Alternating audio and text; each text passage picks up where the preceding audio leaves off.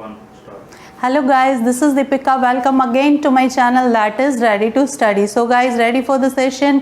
See, जिन लोगों ने मेरे पहले वाले सेशंस देखे हैं, आई होप यानी कि मुझे पूरी उम्मीद है कि उन लोगों को ये समझ में आ गया होगा कि सेंटेंस यानी कि वाक्य क्या होता है और सेंटेंस के टाइप्स कितने होते हैं, यानी कि वाक्य कितने प्रकार का होता है। फाइन, अब जो हमारा नेक्स्ट टारगेट है वो है सेंटेंस फॉर्मेशन। अब ये क्या है? Sentence formation. सेंटेंस फॉर्मेशन है वाक्य को बनाना, यानी वाक्य को हम लिखते कैसे हैं, जो कि एक आम भाषा में हम कहते हैं ना कि हिंदी टू इंग्लिश ट्रांसलेशन हमें सीखनी है, तो वो पार्ट है सेंटेंस फॉर्मेशन कि हम सेंटेंस बनाते कैसे हैं। डोंट वरी गाइज, मैं आपको मोस्ट ईजीएस्ट यानी कि सबसे आसान सेंटेंस से स्टार्ट कराने वाली हूँ, लेकिन उससे भी पहले उन सेंटेंस फॉर्मेशन वाले पार्ट को स्टार्ट करने से भी पहले मैं आपको कुछ छोटे छोटे कंसेप्ट बताऊंगी, ताकि जब हम सेंटेंस मेकिंग सीखें तो हमारे मन में कोई डाउट नहीं रहना चाहिए। ये नहीं आना चाहिए कि अरे अब ये कहाँ से आ गया, अब इसका क्या मीनिंग है, ये कहाँ से सर्च करूँ, ऐसा कोई डाउट आपके मन में नहीं रहेगा। इसीलिए इन सभी बातों को ध्यान रखते हुए आज हम स्टार्ट करते हैं आज का सेशन। फाइन, तो आज के सेशन में मैं आपको इन 4 वर्ड से इंट्रोड्यूस कराऊंगी। This, that, these and those. आप इन चारों वर्ड्स को लिख सकते हैं। You can write down in your notebooks this, that, these and those. Fine, अगर किसी को स्पेलिंग अगर ठीक से नहीं समझ में आ रही है तो जब मैं एक्सप्लेन करूंगी आपको समझ में आ जाएगा। फाइन, वन मोर पॉइंट, जब मैं इन दोनों वर्ड्स को प्रोनाउंस कर रही हूँ, ठीक है, ध्यान से सुनिएगा, दीज, दोज, ठीक है, मैंने इसको ज प्रोनाउंस किया है, ज बोला है, ठीक है, इसको ज नहीं बोलना होता, दीज, दोज, ये इनकरेक्ट है, ठीक है। जो हिंदी में हमारा एक तो होता है ज, हमें ज नहीं बोलना है, हमें क्या बोलना है, ज के नीचे जब हम ये बिंदु यूज करते हैं ज, फाइन, हमें क्या बोलना है, दीज एंड दोज। फाइन, यहां तक क्लियर है।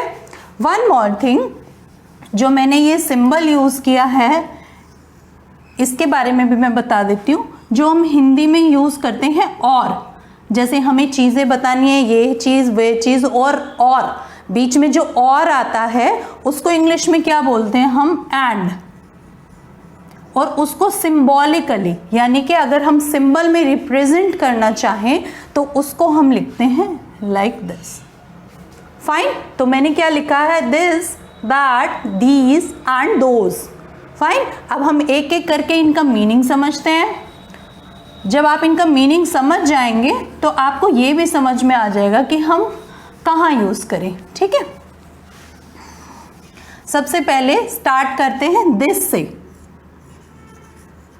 ये मैं दिस और दैट दोनों वर्ड्स इकट्ठे लिख रही हूँ, आपको समझ आ जाएगा कि मैंने इनको इकट्ठा क्यों लिखा है, क्योंकि दोनों को अगर आप इकट्ठा समझेंगे तो आपको जल्दी समझ में आएगा, ठीक है। देखिए, जो चीज़ें हमारे पास रखी होती हैं, फाइन, सपोज एक टेबल मेरे पास रखा है और उस पर मेरी एक बुक रखी है।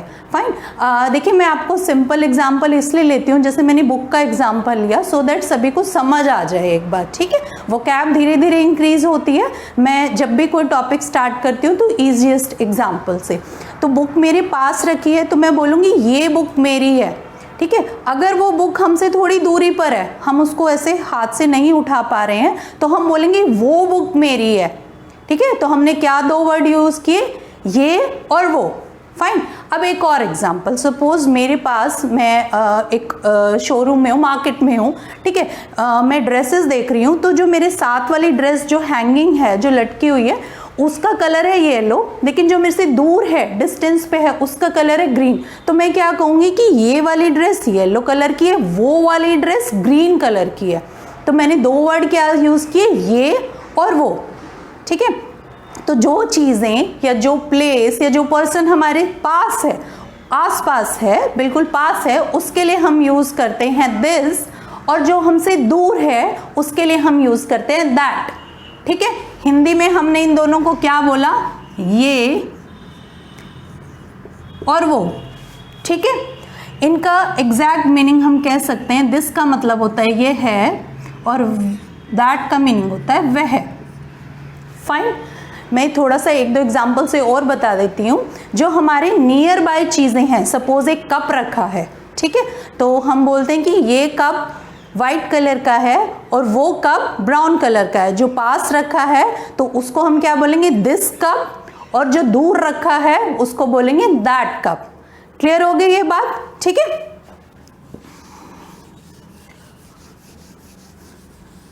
इसको चलो मैं एक एग्जाम्पल, पिक्टोरियल एग्जाम्पल से भी बताती हूँ। मैं सपोज एक काइट बना रही हूँ, ठीक है। ये जो काइट है, ये फर्स्ट काइट है, ये हमारे पास है तो इसके लिए यूज होगा दिस, और सेकेंड काइट के लिए दैट, ठीक है।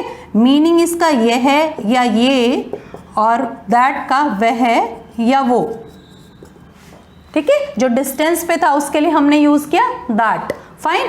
अब आपको समझ में आ गया दिस और दैट कहाँ यूज होते हैं। नाउ हम आते हैं दीज और दोज पे। देखिए मैंने आपको एक सेशन में ये बताया था सिंगुलर और प्लूरल क्या होते हैं। सिंगुलर होता है एक वचन, यानी कि जब हम एक चीज के बारे में बात करते हैं, एक वचन। प्लूरल क्या होता है हमारा, बहुवचन, यानी कि जब हम एक से ज़्यादा चीज़ें, प्लेस या पर्सन्स के बारे में बात करते हैं तो हम उसको क्या बोलते हैं, प्लूरल, ठीक है। तो दीज एंड दोज ये क्या है, प्लूरल फॉर्म है दिस और दैट की।